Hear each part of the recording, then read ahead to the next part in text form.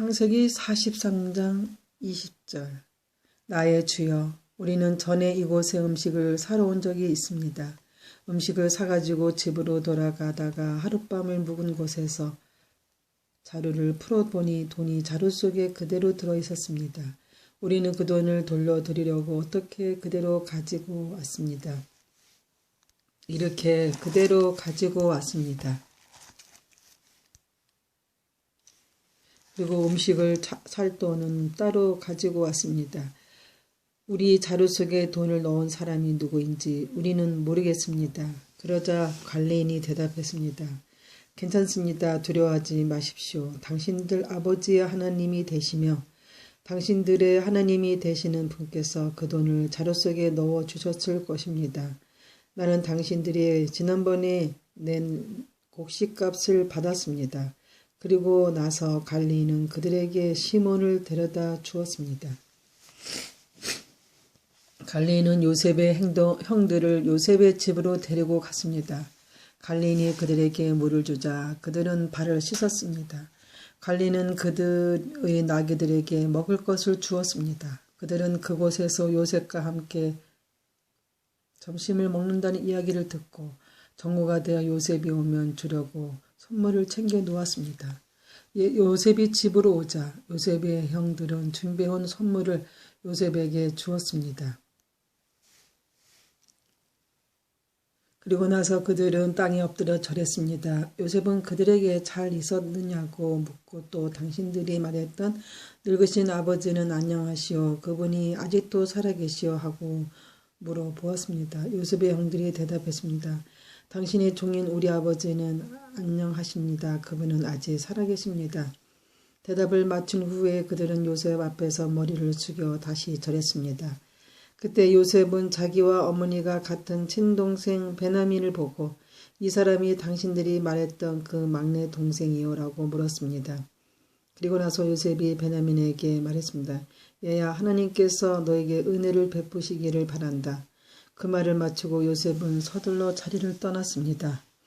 요셉은 자기 동생 베냐민을 보니 눈물을 참을 수가 없었습니다. 그래서 요셉은 자기 방으로 가서 울었습니다. 요셉은 울음을 그친 후에 얼굴을 씻고 밖으로 나왔습니다. 요셉은 자기 마음을 달래면서 음식을 내와라 하고 말했습니다. 그러자 사람들이 요셉의 상을 따로 차리고 요셉의 형들의 상도 따로 차렸습니다. 그리고 요셉과 함께 음식을 먹는 이집트 사람들의 상도 따로 차렸습니다. 이집트 사람들은 히브리 사람을 싫어해서 그들과 함께 밥을 먹는 법이 없었기 때문입니다. 요셉의 형들은 요셉 앞에 앉았는데 맏형부터 막내 동생까지 자리가 자기 나이 순서대로 정해져 있었습니다. 그들은 놀라서 서로 얼굴을 쳐다보았습니다. 요셉은 자기 상에 놓이는 음식을 형들의 상에 가져다 주게 했는데 베냐민에게는 다른 사람들보다 5배나 더 주었습니다. 요셉의 형들은 요셉과 함께 먹고 마시며 즐거워했습니다. 창세기 44장. 그 후에 요셉이 자기 집의 관리인에게 명령을 내렸습니다. 저 사람들의 자루 위에 곡식을 넣을 수 있는 대로 넣어라. 그리고 그 곡식 자루 속에 돈도 넣어 주어라.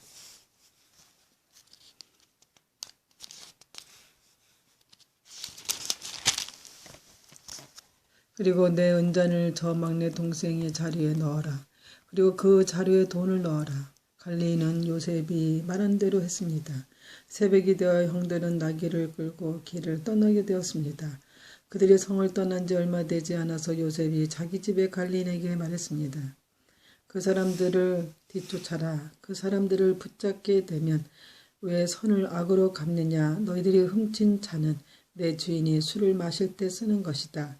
그리고 꿈을 해몽하실 때도 그 잔을 쓰신다. 너희는 너무나 몹쓸 짓을 했다라 하고 말하라.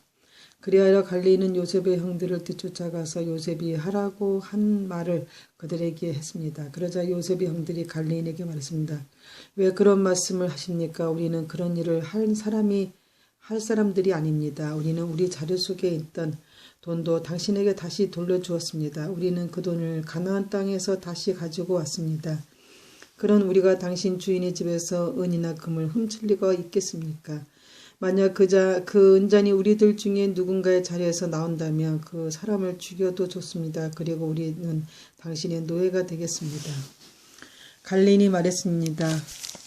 당신들 마음대로 하겠소. 하지만 은잔을 훔친 사람만 내 종으로 삼을 것이요.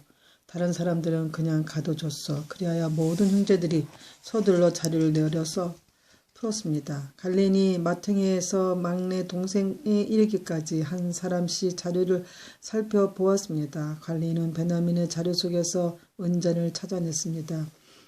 형들은 너무나 슬퍼서 자기 옷을 찢었습니다. 그들은 자료를 나귀에 다시 실은 뒤에 성으로 돌아갔습니다. 유다와 그의 형제들이 요셉의 집으로 돌아왔을 때 요셉은 집에 있었습니다. 그들은 요셉 앞에서 땅에 엎드려 절했습니다. 요셉이 그들에게 말했습니다. 어찌하여 이런 일을 저질렀느냐. 나 같은 사람이면 이런 일쯤 점을 쳐서 다 알아낼 수 있다는 것을 몰랐느냐. 유다가 말했습니다. 총리님께 무슨 말씀을 드릴 수 있겠습니까? 그리고 우리에게 죄가 없다는 것을 어떻게 보여드릴 수 있겠습니까? 하나님께서 우리의 죄를 드러내셨습니다. 그러니 이 잔을 훔친 베냐민뿐만 아니라 우리 모두가 총리님의 종이 되겠습니다. 그러나 요셉이 말했습니다. 이런 일은 내게 있을 수 없다. 오직 은잔이 그 짐 속에 발견된 사람만이 내 노예가 될 것이다. 나머지 사람들은 자유롭게 너희 아버지에게로 돌아가도 좋다. 그러자 유다가 요셉에게 나아가서 말했습니다. 총리님께 한 말씀 드릴 테니 허락해 주십시오. 제발 저에게 노여하지 마십시오. 총리님은 파라오만큼이나 높으신 분입니다. 전에 저희가 여기 왔을 때 총리님은 너희에게 아버지나 다른 형제나 있느냐 하고 물어보았습니다. 그때 저희에게는 늙으신 아버지가 계십니다. 그리고 동생도 있습니다. 저희 동생은 아버지가 늙으셨을 때 낳은 아들인데 저희 막내 동생의 형은 죽었습니다.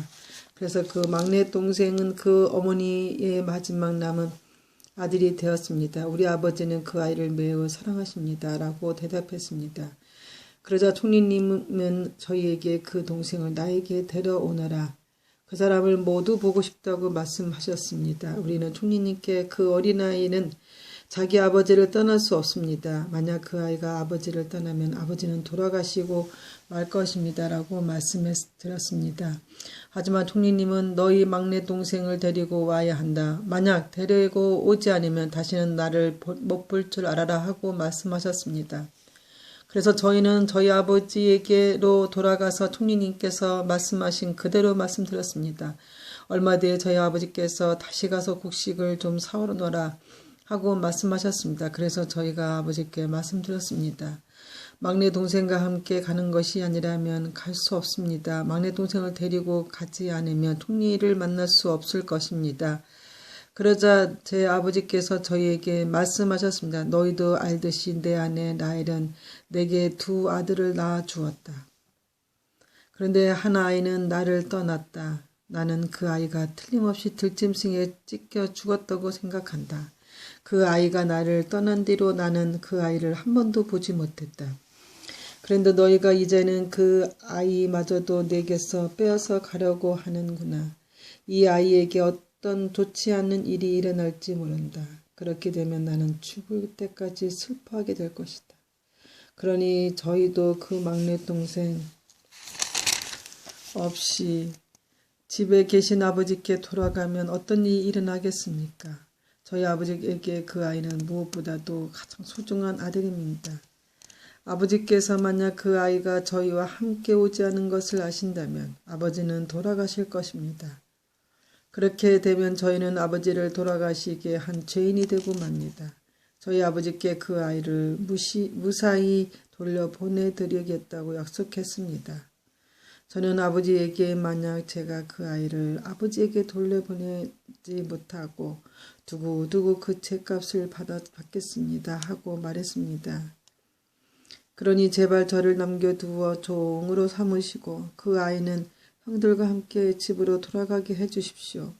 그 아이를 데리고 가지 않는 한 저는 아버지께로 돌아갈 수 없습니다. 저는 아버지가 슬퍼하시는 모습을 참아 볼 수 없습니다.